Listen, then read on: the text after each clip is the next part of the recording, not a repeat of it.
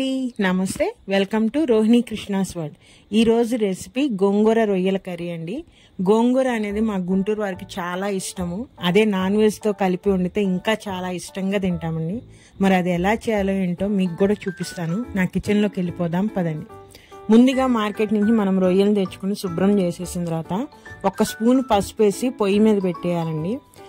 పసుపు వేయటం వల్ల రొయ్యలో ఉన్న వాటర్ అంతా బయటకు వచ్చేస్తుంది. అలా వాటర్ రాగానే ఆ వాటర్ మొత్తం మనం వంపేసి పక్కన పెట్టేసుకోవాలి.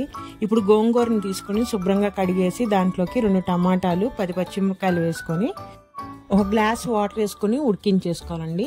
నేను ఇక్కడ 2 పెద్ద సైజు ఉల్లిపాయలు కట్ చేసుకున్నాను. అలానే 2-3 టమాటాలు కూడా కట్ చేసి పెట్టుకున్నాను. ఇప్పుడు ఒక కడాయి తీసుకొని ఆయిల్ వేసుకొని ఫస్ట్గా మనం ఉల్లిపాయ పచ్చిమిరపకాయ వేసుకొని వేయించుకోవాలండి. ఉల్లిపాయలు ఎప్పుడైతే వేగినాయో అప్పుడు టమాటాలు వేసుకొని వేయించుకోవాలి. అలానే 2 స్పూన్ల అల్లం చిన్నులపాయ పేస్ట్ కూడా వేసుకొని మనం వేయించుకోవాలండి మొత్తము.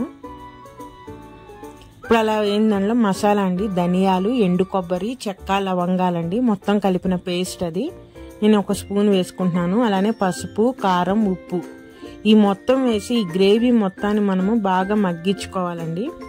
మన పక్కన గోంగూర కూడా ఉడుకుతుంది కదా, ఒకసారి చూద్దాము. ఇంకొంచెం ఉడకాలండి. 2 నిమిషాలు ఉడికిన తర్వాత మనం స్టవ్ ఆఫ్ చేసేసుకోవాలి. ఇంకా అలానే ఇందాక మనం రొయ్యల్లో వాటర్ అంతా తీసి పెట్టుకోవాలనుకున్నాం కదా, ఇప్పుడు ఆ రొయ్యలన్నింటినీ ఈ గ్రేవీలో వేసేసుకొని కొంచెం వాటర్ పోసుకొని మనము ఒకసారి సాల్ట్ చెక్ చేసుకొని మనం మూత పెట్టేసుకొని 10 నిమిషాల పాటు మీడియం ఫ్లేమ్లో ఉడికించుకోవాలండి. మన రొయ్యల గ్రేవీ కర్రీ అనేది రెడీ అయిపోతుంది.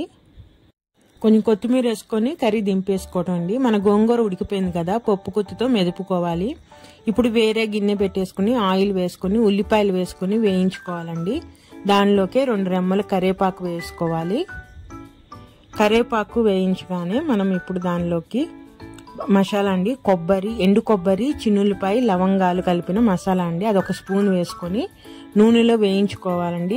మసాలా వేయగానే మనం మెదుపుకున్న గోంగూరని ఆ మసాలాలో వేసేసుకొని వేయించుకోవాలి.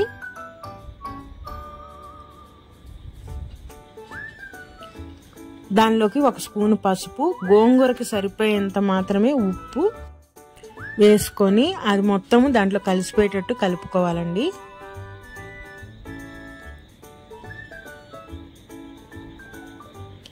ఇప్పుడు ఇందాక మనం రెడీ చేసుకున్న రొయ్యల గ్రేవీని గోంగూరలో వేసుకొని కలిపేసుకోవటమే.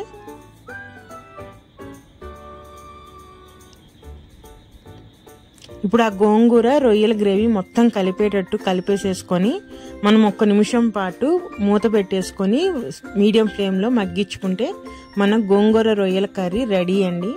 ఈ కర్రీ చపాతీలోకి, రైస్లోకి, పూరీలోకి, ఈవెన్ బిర్యానీలోకి కూడా చాలా బాగుంటుంది. ఇదేనండి ఈరోజు వీడియో. మీరు కూడా ఒకసారి ట్రై చేసి టేస్ట్ ఎలా ఉందో చెప్పండి. మరి ఉంటాను, మరొక మంచి వీడియోతో మళ్ళీ కలుస్తాను. బాయ్.